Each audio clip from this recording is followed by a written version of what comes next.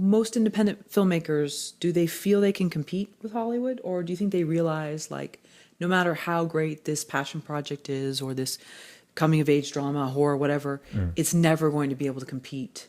It's the rare gem that transcends, that somehow is discovered and has a life of its own. Well, let me ask you, when you say compete, you mean compete with studio pictures or compete with indies that have gained a lot of notoriety? Or this, because there is this like indie sort of world, but the world of it is like in this $1 million range, which doesn't feel really indie to most quote unquote new indie filmmakers. Right. So do you think that a lot of indie filmmakers that are doing this, whether they're crowdfunding, whether they're using family money and it's a very small budget, realize that it's going to be very difficult, or maybe it's not, if the story catches on to the sort of upper echelon indie films? I don't think a lot of the filmmakers I deal with even think that far ahead, or if they do, they don't express it to me. I think a lot of them are so focused on their project that they're not necessarily thinking about how it will do in the marketplace, and that's what I'm trying to get them to think more about. So, some of them who do have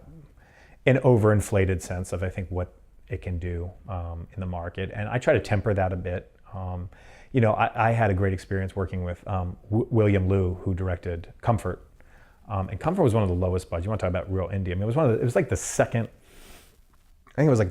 lowest budgeted narrative picture I'd ever done, not including documentary or like new media stuff, but just in terms of like feature films, like the second lowest budget I'd ever done. And I read the script and I was like, wasn't that excited about it when I first read the script. I'm like, but I saw enough in it that, okay, like I think with the right execution I could do something with this. And I brought another writer in to help polish the script with Will to cut down on a lot of the chatty dialogue, the overwritten dialogue and things. But where Will was really, really good was in listening to others. And like I say, like, these people are on board because they're better at what they do than you are at what they do. And let your cinematographer take your vision and let him, figure out how to shoot it. You say, I want this shot and I want it blue. Okay, but let him figure out how to do that shot and make it blue. And then move on and talk to the actors. And if the actors have ideas, let them play around, let them try stuff.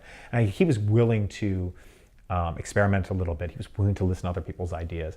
And it made that picture so much better than I think it could have been just on the page, from what you read on the page. But when we started working on this, I was like, well, let me see. So it's a drama.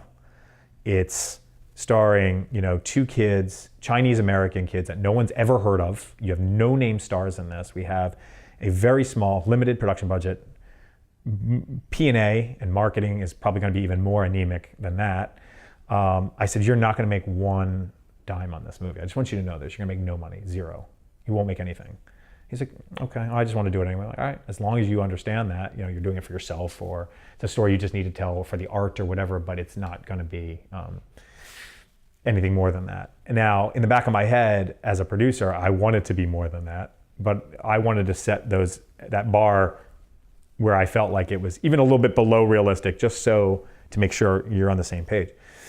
And the film turned out, it was one of the films that I'm like most proud of, even though, again, budget really had nothing to do with it. I think Will's understanding of story and his ability to execute, to listen to others and take the best ideas as a director, and he was just a great collaborative partner, made that film what it was, and we sold it to a number of different territories, and it continues to make money. When he got his first check, I was like, congratulations, I was wrong, you made more than nothing. Congratulations. And I think that's sort of a testament to to the process and to his willingness to be open to the creative process. But I try to get filmmakers thinking about it from a business standpoint and tempering any sort of unrealistic expectations. I think that's a big, especially when they're not willing to involve sales agents or distributors or other people who know the marketplace, when they just want to do the project they want to do. I want to look at, and sometimes you might get a script and say, well, yeah, I think with the right casting, if we can keep it to this budget level, I do believe it can do pretty well based on what I've seen. Still not going to be as knowledgeable as the guys who are selling and buying every day, but I have some sense, I think, just working in the industry and constantly speaking to those people about, okay, what's doing well, and you want to do this kind of picture with the right casting. Yeah, I think this could do pretty well. But yeah, I think managing expectations is a big part of the indie world. These guys that come in with these pipe dream kind of, they're going to expect the stars, the sun and the moon. You have to rein that in a little bit. I think it's better to under promise and over deliver than the other way around. That's a great story. Yeah. Yeah.